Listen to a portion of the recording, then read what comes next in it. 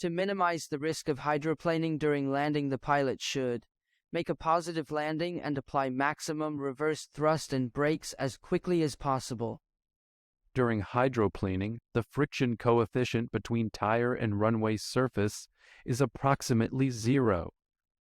When a landing gear wheel is hydroplaning, its friction factor is equal to 0.1. When a runway has been classified as dry, which of the following could apply? The runway is neither wet nor contaminated. The runway has a special type of paved surface that maintains good friction, even when there's moisture on. A runway seems wet but does not appear shiny. It is considered to be damp. For a runway that has been technically classified as dry, which of the following statements is true under some conditions? A runway with moisture on the surface could still be classified as dry. When a runway has been technically classified as dry, which of the following criteria could apply?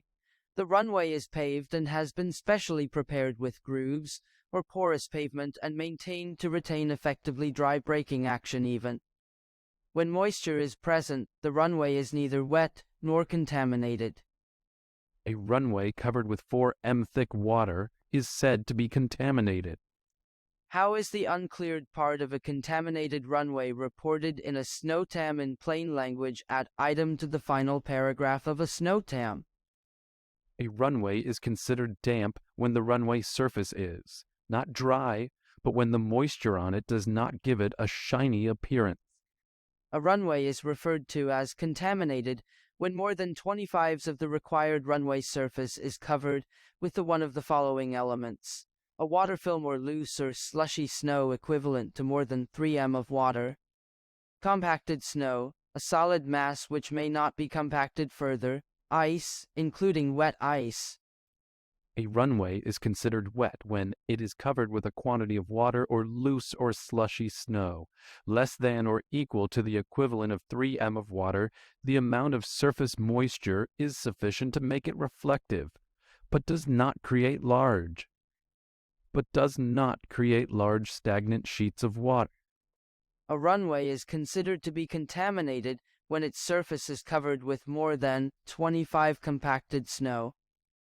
For an aeroplane with a tire pressure of 16 bars, assuming a rotating tire, there is a risk of dynamic hydroplaning as soon as 1.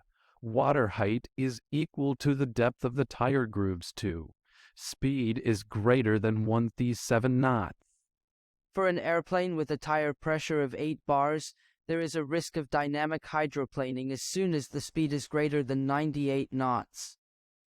For an airplane with a tire pressure of 10 bars, there is a risk of dynamic hydroplaning as soon as the speed is greater than 108 knots.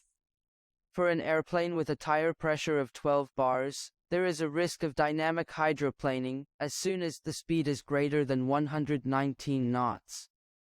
For an airplane with a tire pressure of 14 bars, there is a risk of dynamic hydroplaning as soon as the speed is greater than 129 knots. When there is a risk of hydroplaning, the pilot of an airplane should make a positive landing and apply maximum reverse thrust and brakes as quickly as possible. The type of hydroplaning that is most likely to occur at the touchdown area located at both ends of the runway is called viscous. One of the primary factors causing dynamic hydroplaning is the depth of the standing water on the runway. Viscous hydroplaning occurs primarily if the runway is covered with a thin film of water and the runway is very smooth and dirty. For an airplane with a tire pressure of 16 bars, there is a risk of dynamic hydroplaning as soon as speed is greater than 138 knots. The tire pressure of an airplane main landing gear is 1566 psi. There is a risk of hydroplaning as soon as the speed reaches. Assuming contaminated runway conditions, if an airplane's main wheel tire pressure is 206 psi, the approximate speed above which dynamic hydroplaning may occur is 129 knots. The tire pressure of an airplane main landing gear is 10.8 bars. There is a risk of hydroplaning as soon as the speed reaches 113 knots. The type of hydroplaning that is most likely to occur at the touchdown area located at the beginning of the runway is viscous hydroplaning. In case of landing on a flooded runway and in heavy rain, you increase your approach, speed you land firmly, in order to obtain a firm contact of the wheels with the runway and immediately land your nose gear. You use systematically all the lift dumper.